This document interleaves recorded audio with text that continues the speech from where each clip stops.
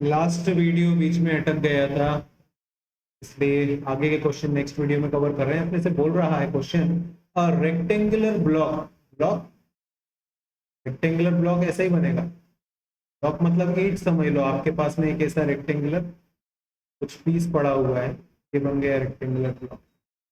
ये है 6/12/15 का, मतलब 15 इसकी लेंथ होगी, 12 इसकी विड्थ होगी और 6 इसकी हाइट होगी। ऐसा क्वेश्चन बोलना चाह रहे हैं। is cut up into an exact number of equal cubes। अब इसमें से हमें छोटे छोटे क्यूब्स निकालने हैं, छोटे छोटे क्यूब निकालने हैं। और बोल रहा है कि जो क्यूब होगा वो इक्वल साइज का होना चाहिए। Find the least possible number cube. अच्छा अच्छा, least possible number of cube. देखो मेरे भाई, इस क्यूब को भूल जाओ तुम लोग। तुम समझो कि तुम्हारे पास एक रूम है, जिस भी रूम में तुम रह रहे हो, मान लो ये वो रूम का फ्लोर है।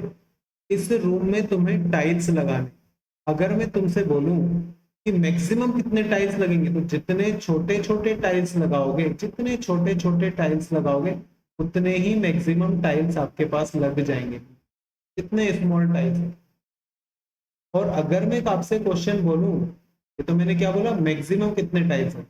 अगर मैं आपसे बोलूं कम से कम कितने टाइल्स लगाएंगे, तो जितने तुम बड़े टाइल्स लगाओ, तुम 4 टाइल्स लगा लो, 4 बड़े बड़े टाइल्स लगा लो, रूम तुम्हारा पूरा हो जाएगा। मैं समझाना ये चाहता कि अगर आपसे question maximum number of tiles पूछ रहा है, तो आपको क्या कैलकुलेट करना चाहिए, एलसीएम, क्योंकि आपको सबसे छोटी साइज कैलकुलेट करना है। अगर आपसे मिनिमम नंबर ऑफ टाइल्स पूछ रहा है, मतलब लीस्ट, तो आपको एचसीएफ कैलकुलेट करना पड़ेगा। ये बातें कभी अपन ने पहले भी सुनी। बड़े से बड़ा फिगर पता करना है तो एचसीएफ कैलकुलेट करो, छोटे से छोटा फिगर कैलकुलेट करना है तो एलसीएम कैलकुलेट। एलसीएम से रिलेटेड तो मैंने क्वेश्चन देखे ही नहीं, एचसीएफ से रिलेटेड बातें ही आती हैं। तो कहानी यहाँ आकर खत्म हो गई। आपके पास जो ब्लॉक है वो 6/12/15, अब यहाँ हाइट लेंथ का कोई मतलब नहीं, 6/12/15 का तुम्हारा ब्लॉक है। और तुम्हें इसको डिवाइड करना है, जो क्यूब तुम बनाना चाहते हो, क्यूब मतलब ऑल साइड्स आर इक्वल। तुम जो क्यूब बनाना चाहते हो उस क्यूब के अपने को डायमेंशन से डिवाइड करना चाहिए, मतलब टोटल जो एरिया हो उसको डिवाइड कर दो, एक क्यूब का जितना भी डायमेंशन चल रहा हो, तो आपको नंबर ऑफ क्यूब्स पता चल जाएंगे टोटल कमरे में। जितना भी एक टाइल्स का एरिया है उससे डिवाइड कर दो। जैसे मेरा टोटल जो कमरा है वो 100 स्क्वायर फीट का है, और एक टाइल्स जो है वो 4 स्क्वायर फीट का है, तो मुझे क्या करना चाहिए, 100 को 4 से डिवाइड कर देना चाहिए। तो नंबर ऑफ टाइल्स कितने निकल जाएंगे मेरे पास, 25। मैं यही समझा रहा हूँ तुम्हें कि टोटल जो तुम्हारे कमरे का वॉल्यूम है वो कितना है, 6, 12 और 15 का, और तुम्हारा एक टाइल्स का कितना एरिया है वो तुम्हें चाहिए। तो वही मैं समझा रहा हूँ, पहले आपको इन तीनों का एचसीएफ कैलकुलेट कर लेना चाहिए। 6, 12 और 15 का एचसीएफ कैलकुलेट कर देखते हैं अपन क्या होगा। वो 12/15, वन टाइम ही जाएगा, बचेगा 3, और ये तो 3 आ गया। 3 और 6 की बात करें तो 3 हमारा एचसीएफ निकलेगा। वैसे भी एचसीएफ का मतलब होता है वो हाईएस्ट नंबर जो इन तीनों को कैंसिल कर सके। तो 3 ही वो एक नंबर है जो इन तीनों को कैंसिल कर सकता है। हमारा जो क्यूब होगा, क्यूब क्यूब क्यूब, ये क्यूब बन गया आपका जो क्यूब होने वाला है। क्यूब की हर एक साइड जो है वो 3 होगी, तो लेंथ भी 3, हाइट भी 3, विड्थ भी 3, मतलब 3/3/3 का क्यूब होगा। तो ये नीचे जो है ये क्या है, मेरे मेरे एक टाइल्स का एरिया, और जो ऊपर है वो क्या है, मेरे टोटल, मेरे जितने कमरा है उसका एरिया। तो टोटल एरिया को अगर मैं एक टाइल्स के एरिया से डिवाइड कर दूं तो मुझे नंबर ऑफ टाइल्स पता चल जाएंगे। बस काट दो बैठ कर यार, 3 2 जा, और 3 4 जा, और 3 5 जा, 5 4 जा 20, 2 जा 40। मतलब जो नंबर ऑफ क्यूब्स एक बड़े रेक्टेंगुलर ब्लॉक में से हम जो छोटे छोटे क्यूब काटना चाहते हैं, तो उसमें से कम 40 क्यूब हम काट सकते हैं। अगर इससे ऊपर नीचे करोगे तो आपका वेस्टेज होगा, आपके रेक्टेंगुलर ब्लॉक का कोई ना कोई हिस्सा छूट जाएगा जो किसी यूज का नहीं रहेगा। अगर आप एग्जैक्ट नंबर ऑफ क्यूब काटना चाहते हो और आप चाहते हो कि पूरे का पूरा जो ब्लॉक है वो यूज हो जाए, तो आपको ऐसे 40 क्यूब इसमें से काटना चाहिए, और हर जो क्यूब है उसका डायमेंशन 3/3/3 का होगा, तभी ये पॉसिबल है, अदरवाइज पॉसिबल नहीं। तो दिमाग में ध्यान रखिएगा, टोटल एरिया को एक टाइल्स के एरिया से डिवाइड कर दीजिए, पूरे कमरे के फ्लोर को एक टाइल्स कितना लंबा चौड़ा है, अगर उससे हम डिवाइड करते हैं तो हमें नंबर ऑफ टाइल्स पता चल जाते हैं। बस वही कॉन्सेप्ट मैंने यहाँ पर यूज किया है। टोटल जो बड़ा वाला ब्लॉक है उसके एरिया को छोटे छोटे जो ब्लॉक में बनाऊंगा उनके एरिया से डिवाइड करने की कोशिश की है, इससे ज्यादा कुछ भी नहीं। चलिए नेक्स्ट क्वेश्चन पर चलते हैं। देखिए क्वेश्चन नंबर 21 है, एग्जाम्पल नंबर 21। और आप इस क्वेश्चन को ध्यान से समझना, समझ में आ जाएगा मेरे हिसाब से, इतना मुश्किल तो नहीं लग रहा है। One if 1 cubic centimeter cast iron weight 21 grams. ऐसे समझ लो कि ये क्यूबिक क्यूबिक से कोई फर्क नहीं पड़ रहा है, तो सॉलिड फिगर चल रहे हैं। वो 1 सेंटीमीटर मतलब 1 सेंटीमीटर हमें कास्ट आयरन मतलब आयरन का एक पाइप हम बनाते हैं, तो 1 सेंटीमीटर बनाने में हमारा 21 ग्राम वजन उसका होता है। 1 सेंटीमीटर का वजन जो है वो कितना है, 21 ग्राम, ये ध्यान रख लें। 1 सेंटीमीटर बनाने में 21 ग्राम वेट यूज हो रहा है। बोल रहा है then find the weight of cast iron pipe. वो आयरन पाइप अपन बना रहे हैं। Find the weight of cast iron pipe of length 1 metre with a bore of 3 centimetre in which thickness of the metal is 1 centimetre. देखो भाई मेरे, पहली बात तो पाइप की बात नहीं करूं। पाइप हमेशा अंदर से कैसा होता है, पाइप अंदर से, रोड हमेशा ठोस रहती है, लेकिन पाइप जो होता है वो अंदर से पोला होता है, अंदर छेद होता है उसमें। वो छेद को ही क्या बोलते हैं, बोर बोलते हैं। मतलब मैं ये एक पाइप बना रहा हूँ, ऑब्वियसली पाइप सिलेंड्रिकल बनेगा। ये पाइप बन रहा है अपने पास, ऐसा पाइप बनेगा। अब ये जो पाइप है इसमें बोर जो है, जो छेद है वो कितने का, 3 सेंटीमीटर का। तो बेसिकली अगर तुम समझदार हो तो तुम्हारा जो ये सर्कुलर बन रहा है नीचे, सर्कुलर का डायमीटर 3 दिया हो, मतलब आर कितनी निकलेगी हमारे पास में, 1.5 आर निकल जाएगी। फिर क्वेश्चन ही बोल रहा है कि ये जो पाइप है इसकी थिकनेस बने। थिकनेस मतलब मोटाई, मतलब ये जो पाइप है ये ऐसा हो, इतना मोटा होगा, ये इतना मोटा पाइप है, कुछ ऐसा बनेगा। ये अपन ने इसकी मोटाई के हिसाब से इसको काम खत्म कर दिया। अब 1 सेंटीमीटर इसकी थिकनेस है, तो मेरे भैया तुम समझो ना बात को, यहाँ से यहाँ तक की जो रेडियस है वो तो कितनी है, 3, सॉरी 1.5, उसमें 1 और प्लस कर दो तो ये वाली जो आर निकलेगी ये कितनी हो जाएगी मेरी, 2.5 आर हो जाएगी हमारी। मतलब यहाँ पर दो सर्किल बन रहे हैं, एक इनसाइड वाला सर्किल बन रहा है और एक आउटसाइड वाला सर्किल बन रहा है। और क्वेश्चन वेट की, क्वेश्चन बोल रहा है इस पाइप का वेट बताइए। मेरे भाई मैं इतना समझाना चाहता हूँ कि किसी भी चीज का वेट, जो अंदर से जो चीज पोली है जिसमें कोई आप मटेरियल यूज ही नहीं कर रहे, उसके कारण तो वेट लग नहीं सकता है।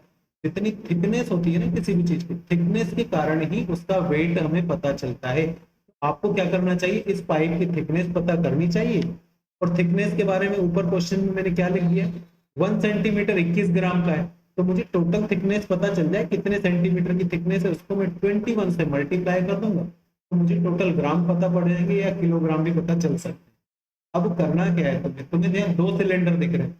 एक तुम्हें दिख रहा है आउटसाइड वाला सिलेंडर, एक तुम्हें दिख रहा है इनसाइड वाला सिलेंडर। अगर तुम आउटसाइड वाले सिलेंडर के एरिया में से इनसाइड वाले सिलेंडर का एरिया माइनस कर दोगे, थोड़ी देर पहले भी तुमने किया था, तो तुम्हें थिकनेस पता चल जाएगी।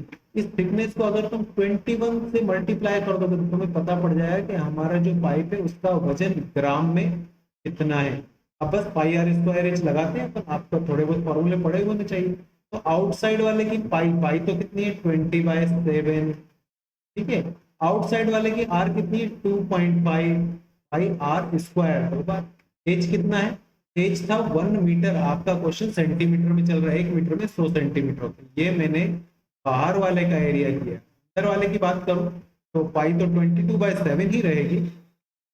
आपकी जो इनसाइड वाली आर है वो कितनी, 1.5 पाई आर स्क्वायर। एच वही 1 मीटर है, मतलब 100 सेंटीमीटर होगा। अब इसको सॉल्व करने के लिए ये दो डेसिमल अगर हटाऊं तो नीचे 100 आएगा, 100 से 100 कैंसिल हो जाएगा। यहाँ भी नीचे 100 आएगा, 100 से 100 कैंसिल हो जाएगा। मतलब 22/7 इंटू 625 में से माइनस करना है 22/7 इंटू 225। मेरे हिसाब से 22/7 कॉमन लेना ही समझदारी है। अंदर 625 और 225 बचेगा तो ये 400 हो जाएगा। अभी मैं इसको भी सॉल्व नहीं कर रहा हूँ। यही मेरी थिकनेस आ गई है सेंटीमीटर। कितनी थिकनेस आई है मेरी, 22/7 multiply by 400, this is our thickness. In centimetre, और अगर हम इसको 21 से मल्टीप्लाई कर दें, क्योंकि 1 सेंटीमीटर में 21 ग्राम वजन है, इसको 21 से मल्टीप्लाई कर दो, देखो कितनी बार जा रहा है, 22, और ये 22 4 जा हो जाएगा हमारे पास 88। 88 को मल्टीप्लाई करें अपन इससे तो 264 आएगा, 26400, कितना ग्राम, 26400, 26,400 ग्राम जो है वो हमारे पाइप का वजन। अगर हमें किलो में पता करना है तो हमें ऑप्शन दिए रहेंगे ना, ऑप्शन देखकर तय करना कि आपको केजी में निकालना है, ग्राम में निकालना है, सेंटीमीटर में ही निकालना है। 1000 से डिवाइड कर दो तो 26.4 केजी, इतने किलो का हमारा पाइप निकलेगा। ये कॉन्सेप्ट पकड़ने की कोशिश करिए। इसके पहले भी अभी एक क्वेश्चन आया था शायद इस वीडियो में या लास्ट लेक्चर में, थिकनेस पता करना है, किसी भी चीज का वेट अगर पता करना है तो उसकी थिकनेस पता कर लीजिए। जब भी कभी भी किसी चीज की थिकनेस की बात होगी तो हमेशा एक आउटसाइड वाला एरिया निकलेगा, एक इनसाइड वाला एरिया निकलेगा। आउटसाइड वाले एरिया और इनसाइड वाले एरिया, इन दोनों का जो डिफरेंस निकालते हैं, पिछले चैप्टर में उस डिफरेंस से हमें क्या निकल जाता था, रोड वगैरह का एरिया पता चलता। इस चैप्टर में क्योंकि सॉलिड फिगर्स है तो अगर हम आउटसाइड और इनसाइड वाले एरियाज का डिफरेंस निकालेंगे तो हमें थिकनेस पता चल जाती है। इतनी छोटी सी बात है, बहुत ज्यादा बातें नहीं, कोशिश करोगे तो धीरे धीरे समझ में आ जाएगा। ये लास्ट क्वेश्चन है आज के लिए, थोड़ा इसको ध्यान से समझ लीजिए। क्वेश्चन क्या बोल रहा है, the height of to right circular cone. एक सर्कुलर कोन कैसे होते हैं, कोन बनाना आपको आता है, नीचे ऑब्वियसली इसमें सर्किल बनेगा तभी ये कोन है, और राइट का मतलब है कि यहाँ पर 90 डिग्री का एंगल बन रहा है। तो हमारे पास में एक और बना ले रहे हैं अपन, ये एक और मैंने बना लिए है।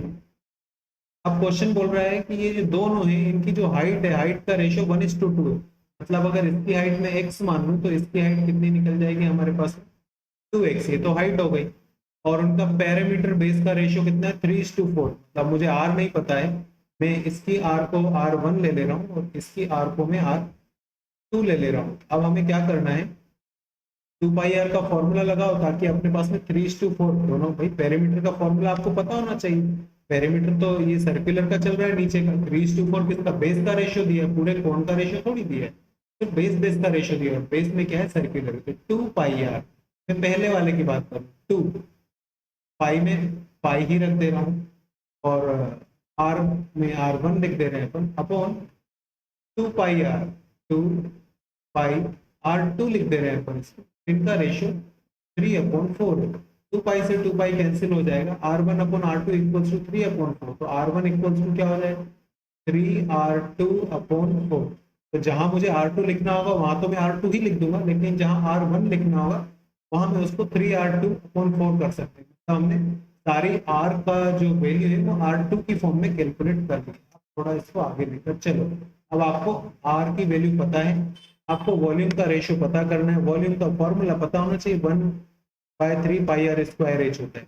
तो पहले वाले की बात करें अपन, 1/3, ठीक है, पाई को तो हम पाई रख दें क्योंकि कटना ही है। इसकी r कितनी है, इसकी r है 3r2/4, r स्क्वायर मतलब फिर से 3r2/4 बाई r स्क्वायर, और h, इसकी h कितनी थी, x ही। ये तो पहले वाले का वॉल्यूम निकला। दूसरे वाले की बात करें, 1/3, पाई तो पाई रख रहा हूँ, उसकी दूसरे वाले की r तो r2 ही रहेगी, लिख दिया हमने, फिर से r2 लिख दिया हमने, और उसकी हाइट कितनी थी, 2x। बस इसको सॉल्व करना है। देखो 1/3 से 1/3 कट गया, पाई से पाई कट गया, x से x कट गया, और r2 से r2 कट गया, r2 से r2 कट गया।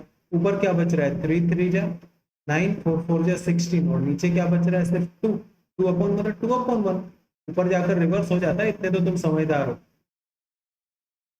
1/2 नहीं है वो, नीचे बस शिफ्ट हुआ है और कुछ नहीं। 9/32 मतलब 9:32। इनके जो वॉल्यूम का रेशियो निकलेगा वो 9:32 निकलेगा।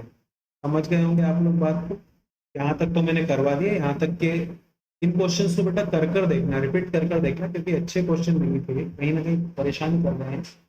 और एक क्वेश्चन तो मैंने आपका पढ़ा ही नहीं है अभी, 30 नंबर एग्जाम्पल मैंने पढ़ा ही नहीं, मैं उसको पढ़ भी नहीं रहा हूँ। वो क्वेश्चन ही कम से कम 5 लाइंस का, मतलब एक पूरा पैराग्राफ दिया है। ऐसे क्वेश्चन मेरे भैया बैंकिंग में, रेलवे में, एसएससी में इतने बड़े क्वेश्चन नहीं आते, इसलिए इस टाइप के क्वेश्चन पढ़कर अपना खुद का भेजा और मेरा भी भेजा खराब करने का कोई सेंस नहीं है। फिर भी मैं देखूंगा, अब तक मैं वहां पहुंचा नहीं, अगर ठीक ठाक हुआ तो अपन करेंगे, नहीं तो टाटा बाय बाय कर देंगे। फिलहाल यहाँ तक तो कर लो, चलिए बाय बाय।